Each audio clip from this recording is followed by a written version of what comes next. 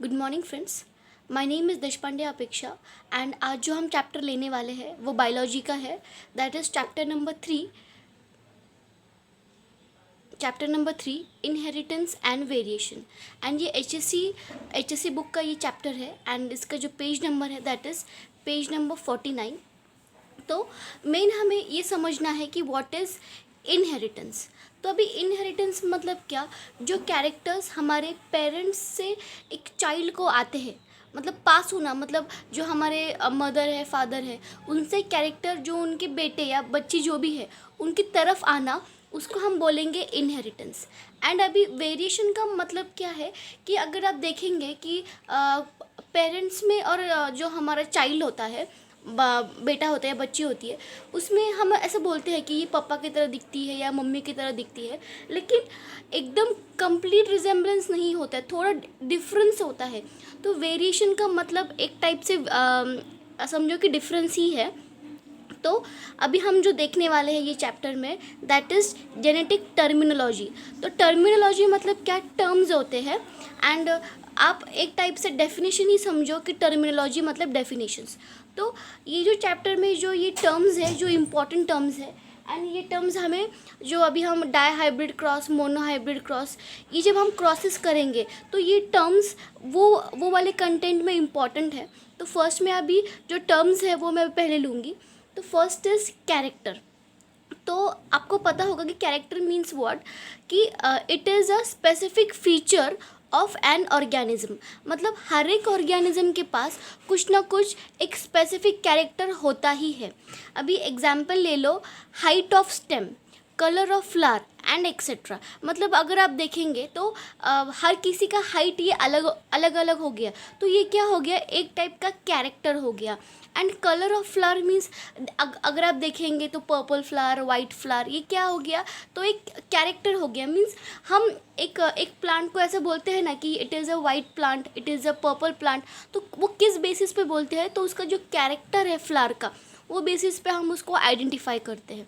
And अभी example जो हमारा हेयर कलर होता है, किसी का ब्राउन होता है, किसी का एकदम प्योर ब्लैक होता है, तो ये भी एक टाइप का क्या हो गया, कैरेक्टर हो गया। तो समझ में आया, it is a specific feature of an organism. मतलब हर एक ऑर्गेनिज्म के पास ये फीचर होगा ही। अभी उसके बाद हमारा नेक्स्ट जो टर्म है दैट इज़ ट्रेट। ट्रेट का मीनिंग क्या है, expression of a character is known as trait. मतलब जो हमारा कैरेक्टर एक्सप्रेस होगा वो ट्रेट की वजह से ही एक्सप्रेस होगा। अभी इसका मैं आपको एग्जांपल देती हूँ। हाइट, हाइट में कैसा होता है कि दो डिफरेंट टाइप्स का कैटेगरी है, that is tall and dwarf. तो टॉल ये क्या हो गया, मतलब हाइट मतलब लंबा हाइट, एंड ड्वार्फ मतलब छोटा हाइट। तो ये जो टॉल एंड ड्वार्फ है ये ट्रेट हो गया, एंड ये जो हाइट है ये कैरेक्टर हो गया। मतलब हम एक टाइप से बोल सकते हैं कि ये जो हाइट है ये बहुत ब्रॉड उसमें वैरायटी होता है, और जो ये ट्रेट होता है मतलब उसमें स्पेसिफिकेशन होता है, या तो हाइट टॉल रहेगा या तो हाइट ड्वार्फ रहेगा। तो समझ में आया, expression of the character is known as trait. Okay, तो आई होप आप लोग कंफ्यूज नहीं हुए होंगे कि कैरेक्टर का मीनिंग क्या है और ट्रेट का मीनिंग क्या है। अभी नेक्स्ट जो हमारा है टर्म है दैट इज़ फैक्टर। अगर आप देखेंगे फैक्टर और जीन दोनों का मीनिंग है ना आसपास ही होता है। जो अगर आप हायर बुक्स देखेंगे, बीएससी का बुक्स या फिर और कोई दूसरे बुक्स देखेंगे, तो फैक्टर और जीन को अलग अलग नहीं दिखाया गया है, लेकिन आपका जो एचएससी का बुक है उसमें फैक्टर और जीन का डेफिनेशन अलग अलग पूछा जाता है। तो आप लोगों को ये जो डेफिनेशन मैंने लिखा है वैसे ही आपको लिखना पड़ेगा। तो फैक्टर क्या है, it is a unit of heredity. तो यूनिट ऑफ हेरिडिटी क्या है, फैक्टर है। अगर आपको ऐसा एक वन लाइन का क्वेश्चन आया कि what is the unit of heredity, तो उसका आंसर सिर्फ और सिर्फ फैक्टर आएगा, जीन नहीं आएगा, तो सिर्फ फैक्टर आएगा। और यहाँ पर एक मेन क्या है, every character is controlled by a factor according to Mendel. मतलब अभी जो भी कैरेक्टर आएगा, मतलब जो हाइट का कैरेक्टर आएगा, is controlled by a factor according to Mendel. मतलब अभी ऐसे समझो कि एक कोई मतलब प्लांट है, वो प्लांट मतलब टॉल होने वाला है। तो वो टॉल क्यों होगा कि उसका जो डीएनए है, वो डीएनए के ऊपर वो जो टॉलनेस का एक फैक्टर होना चाहिए, उसके बाद ही जो उसका मतलब ऑफस्प्रिंग है उसमें आएगा। तो अभी इतना कंसिडर करो, कंसिडर अ डीएनए। मैंने एक डीएनए बनाया यहाँ पर, तो ये डीएनए है and factor on DNA example tall. मतलब ये जो मैंने रेड लाइन से जो एक दिखाया है आपके अंडरस्टैंडिंग के लिए, तो ये क्या है, तो एक फैक्टर है और ये फैक्टर हमारे टॉलनेस का है। मतलब ये फैक्टर है तो उसकी वजह से ही टॉल ट्रेट इज ऑब्जर्व्ड। मतलब जो ये टॉल जो ट्रेट है वो दिखेगा, क्योंकि ये डीएनए के ऊपर ये फैक्टर है, इसके वजह से ये टॉलनेस आएगा। अभी ये जो अभी हमारा फोर्थ टर्म है दैट इज़ जीन। अभी जीन का मीनिंग क्या है? It is a particular segment of DNA, it is a particular segment of DNA which is responsible for the inheritance and expression of that character। तो अगर आप देखेंगे दोनों का आसपास मीनिंग सेम है, फैक्टर एंड जीन का, लेकिन यहाँ पर हमें एक स्पेसिफिक डेफिनेशन क्या दिया है, it is a particular segment of DNA.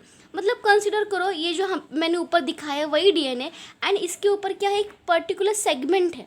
तो it is a particular segment of DNA which is responsible, मतलब ये रिस्पॉन्सिबल है फॉर द इनहेरिटेंस। मतलब ये मतलब पप्पा या मम्मी की यहाँ से आएगा, मतलब which is responsible for the inheritance and expression of that character.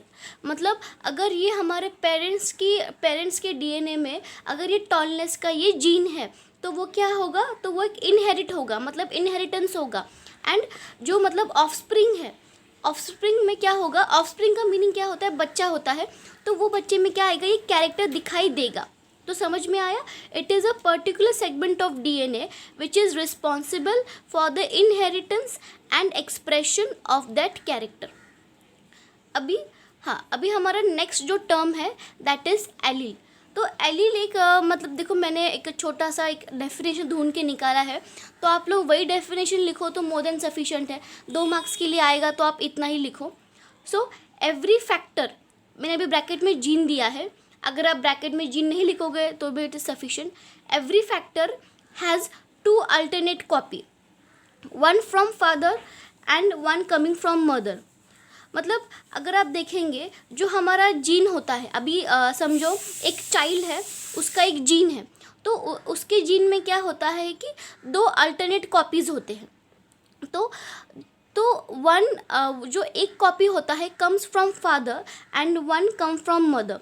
Both copies are involve in controlling of same character, such copies are known as allele of each other.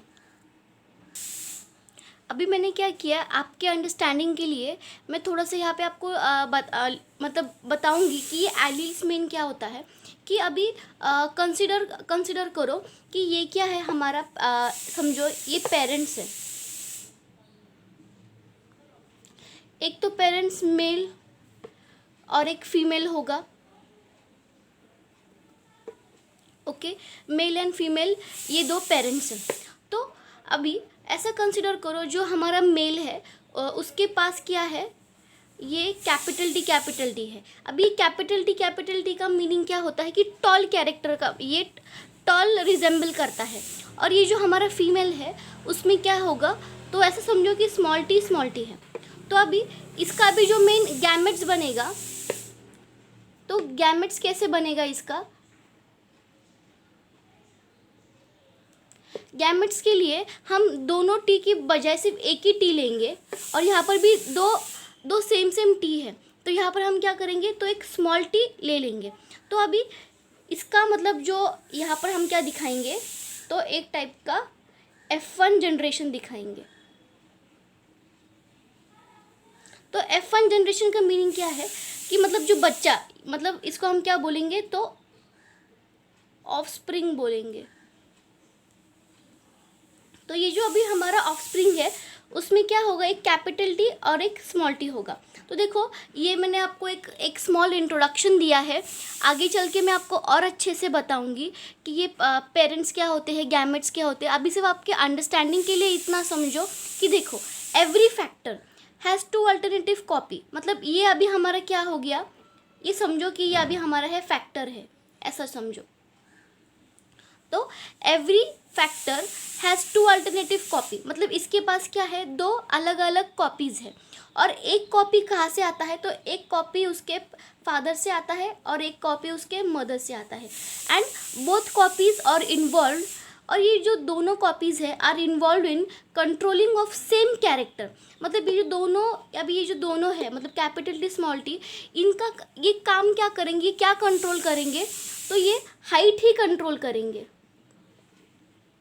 अभी मैंने कैपिटल टी स्मॉल टी लिखा है, तो इसका मतलब ये तो बिल्कुल नहीं है कि ये मतलब अभी जो हेयर कलर है या तो फिर और कोई दूसरा है, आइज़ कलर है, वो दिखाएगा, ये सिर्फ हाइट ही दिखाएगा। मतलब समझ में आया, बोथ कॉपीज़, मतलब ये both copies are involve in controlling of same character, such copies are known as allele of each other. तो ये जो डेफिनेशन है, मैंने बहुत सिंपल डेफिनेशन मतलब लिखा है, तो आप लोग वही डेफिनेशन लिखो जो आपको मतलब फिजिबल हो। देखो आपकी HSC बुक पे थोड़ा अलग डेफिनेशन है, आपको वो डेफिनेशन लिखना है वो लिखो, अगर आपको ये इजी लगे आप ये लिख सकते हो। अभी हमारा जो नेक्स्ट जो टर्म है या फिर डेफिनेशन है वो डोमिनेंट का है। अभी डोमिनेंट का मीनिंग क्या होता है, ये मतलब आपके समझने के लिए मैंने शॉर्ट में लिखा है, when we conduct a cross between two parents and the character of one parent pass to its offspring is known as dominant. अभी यहाँ पर जो मैंने पहले जो बताया था वैसे ये टाइप का है। मतलब देखो ये एक्स का मीनिंग क्या होता है, तो एक्स का मीनिंग होता है क्रॉस। मतलब जब हम एक क्रॉस करते हैं मतलब मैरिज कराते हैं, मीन्स मेल और फीमेल में। अभी देखो ये मेल के पास क्या है, कैपिटल टी है, और ये फीमेल के पास स्मॉल टी स्मॉल टी का मीनिंग एक टाइप से आप ड्वार्फ समझो, मतलब छोटी हाइट है। एंड कैपिटल टी का मीनिंग क्या होता है, तो टॉल समझो। तो अभी हम जब इनका क्रॉस कराते हैं तो आप देखेंगे जो गैमेट्स आया है, तो वो क्या, हम एक मतलब देखो डबल टी क्यों लिखना है, तो अभी सिर्फ आप इतना याद रखो, डबल टी से इंस्पायर्ड हमें एक ही टी लिखना है। और फिर ये जो स्मॉल टी दो बार है, तो हमें दो बार क्यों लिखना है, तो हमें सिर्फ एक ही बार लिखना है। तो आप अभी सिर्फ अंडरस्टैंडिंग के लिए इतना लिखो, गैमेट्स हम क्या लिखते हैं, दो डबल टी लिखने के इंस्पाइट हम क्या करेंगे, एक ही टी लिखेंगे। अभी ये मतलब जो उनका ऑफस्प्रिंग मतलब जो उनका चिल्ड्रन आएगा या चाइल्ड आएगा, उसमें क्या होगा, एक तो कैपिटल टी होगा और एक स्मॉल टी भी होगा। लेकिन अगर आप देखेंगे तो स्मॉल टी है, लेकिन स्मॉल टी का मीनिंग क्या है, ड्वार्फ होता है, और कैपिटल टी का मीनिंग क्या होता है, तो टॉल होता है। लेकिन ये जो चाइल्ड है, ये समझो ये जो चाइल्ड है, इसमें जो हमें दिखता है कैरेक्टर दिखता है वो क्या है, तो ये टॉल दिखता है। लेकिन ये कैसा है, एक टाइप का हम इसको हाइब्रिड बोलेंगे, हाइब्रिड टॉल। लेकिन इसमें जो क्या आया है, टॉलनेस दिखा है, तो मतलब ये जो कैपिटल टी क्या हो गया, तो ये डोमिनेंट हो गया। तो इसका मीनिंग आपको समझ में आया कि when we conduct a cross between two parents and the character of one parent, मतलब जो हमारा मेल का जो कैरेक्टर था कैपिटल टी का, pass to its offspring is known as dominant. तो आई होप आपको ये डोमिनेंट का मीनिंग समझ में आया होगा। एंड अभी रेसेसिव का जो मीनिंग है ये क्या है, when we conduct a cross between two parents, मतलब जो ऊपर का है वैसे ही सेम नीचे लिखा गया है, when we conduct a cross between two parents and the character of one parent is not passed. तो यहाँ पर ये जो नॉट वर्ड है ये बहुत इंपॉर्टेंट है, is not passed to its offspring is known as recessive. तो मैं वापस से ये क्रॉस दिखाती हूँ आपको, तो आपको थोड़ा समझ में आएगा कि अगर आप देखेंगे तो ये जो हमारा जो स्मॉल टी है ये भी एक टाइप का, तो हमारा मतलब क्या था, ड्वार्फनेस का जो कैरेक्टर था वो तो हमारे इसमें आया ही नहीं है। मतलब ये क्या हो गया, तो सप्रेस हो गया, मतलब ये दब गया। किसकी वजह से दब गया, तो ये जो हमारा कैपिटल टी है उसकी वजह से ये जो हमारा स्मॉल टी है दब गया। तो इसको हम क्या बोलेंगे, रेसेसिव। तो रेसेसिव का मीनिंग क्या होता है, जो दब जाता है। एंड डोमिनेंट का मीनिंग क्या है, जो उभर के आता है, उसको हम क्या बोलेंगे, डोमिनेंट। तो अभी आई होप आपको डोमिनेंट एंड रेसेसिव का मीनिंग समझ में आया होगा कि डिफरेंस क्या है। अभी नेक्स्ट हम जो लेंगे वो है फिनोटाइप। अभी फिनोटाइप का मीनिंग क्या होता है, ये भी डेफिनेशन बहुत बार पूछा जाता है, what is phenotype, what is genotype. तो आप ये थोड़ा लर्न कर लो। मैंने मेरे हिसाब से ये नोट्स बनाए हैं। अगर आपको एचएससी का बुक रिफ़र करना है या तो फिर कोई गाइड रिफ़र करना है तो आप कर सकते हो, लेकिन आई थिंक ये बहुत ही सिंपल नोट्स है, तो आप लोग भी यही रिफ़र करो, आपको इजीली समझ में भी आएगा और मार्क्स भी मिल जाएगा। So the external makeup of an individual is known as phenotype. मतलब जो बाहर से दिखता है, मेकअप मतलब जो बाहर से दिखता है, दो the external makeup of an individual is known as phenotype. अभी एक एग्जाम्पल समझो कि अभी हमारा जो है एग्जाम्पल हेयर कलर हो गया, फिर जो हमारा हाइट हो गया, तो ये एक टाइप का क्या हो गया, तो एक्सटर्नल चीज़ें हैं जो हमें एक इंसान में दिखता है, तो इसको हम क्या बोलेंगे, फिनोटाइप। और मतलब ये अभी अगर आप कंसिडर करेंगे कि समझो अभी हमारे क्लास है, तो एक क्लास में कैसे होता है, हर एक किसी का हाइट अलग अलग होता है, किसी का हाइट बहुत ही छोटा होता है, किसी का हाइट बहुत ही लंबा होता है, तो मतलब हम इसको क्या बोलते हैं, भाई ये टॉल है, ये ड्वार्फ है, ये लड़की ड्वार्फ है, लड़का ड्वार्फ है, तो वो हम किसके बेसिस पे बोलते हैं, तो एक्सटर्नल मेकअप। तो मतलब जो इसका एक्सटर्नल अपीयरेंस है बाहर से, उसकी वजह से हम उसको आइडेंटिफाई कर सकते हैं। तो अभी समझ में आया, the external makeup of an individual is known as phenotype. Okay, अभी जीनोटाइप का मीनिंग क्या है, द इंटरनल मेकअप। तो अगर आप ठीक से देखेंगे तो आपको समझ में आएगा, ये दो डेफिनेशंस में सिर्फ ये एक्सटर्नल और ये इंटरनल, यही दो वर्ड्स का सिर्फ अलग डिफरेंस है, बाकी पूरा डेफिनेशन सेम ही है। तो internal makeup of an individual is known as genotype.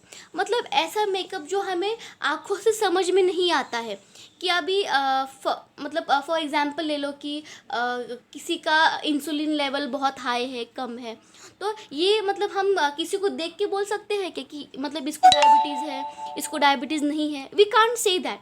तो ये क्या हो गया, internal makeup of an individual is known as genotype. तो आप फिलहाल के लिए सिर्फ इतना समझो, फिनोटाइप मतलब जो बाहर से दिखता है और हम आइडेंटिफाई कर सकते हैं, उसको हम बोलते हैं फिनोटाइप। और जीनोटाइप का मीनिंग क्या होता है कि मतलब हम उसको देख नहीं पाते कि अंदर उसके क्या है, क्या चल रहा है, उसको हम बोलेंगे जीनोटाइप। तो अभी जो हमारा ये जो लास्ट का जो डेफिनेशन है, दैट इज़ F1 जनरेशन। इसके ऊपर भी कभी कभी 2 मार्क्स या 1 मार्क्स के लिए डेफिनेशन आता है, तो आप लोग ये डेफिनेशंस कर लो, इम्पॉर्टेंट है।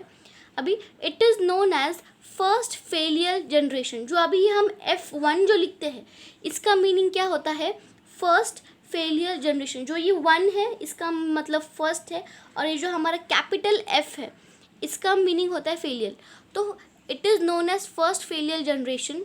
It consist of all offspring produced due to cross of 2 parents. मतलब ऐसा समझो कि ये जो अभी हमारा ये जो ऊपर का ही था हमारा, तो ये हमने क्या डिनोट किया, तो ये हमने बोला कि ये F1 जनरेशन है। तो F1 जनरेशन का मीनिंग क्या हो गया, it consist of all offspring. तो ये जो हमारा क्या हो गया, चाइल्ड ऑफस्प्रिंग हो गया, इसमें सारे ऑफस्प्रिंग होते हैं produced due to cross of 2 parents. मतलब जब हम 2 पेरेंट्स का क्रॉस कराते हैं, तो क्रॉस कराने की वजह से हमें जो ऑफस्प्रिंग मिलते हैं, सारे ऑफस्प्रिंग मिलते हैं, उसको ही हम क्या बोलते हैं, F1 जनरेशन। उसको ही हम बोलते हैं फर्स्ट फेलियर जनरेशन। तो आई होप आपको ये आज का लेक्चर समझ में आया होगा। मैंने ये जो टर्म्स थे, जो इम्पोर्टेंट टर्म्स थे, जो आगे के क्रॉसेस के लिए इम्पोर्टेंट हो गए, वो मैंने कवर किए हैं। एंड अगर आपको और कुछ डाउट रहेगा कि कुछ नहीं समझ में आया, तो आप मुझे पूछ सकते हो। And thank you for watching my lecture. So turn the black thumb blue and subscribe कीजिए। Thank you.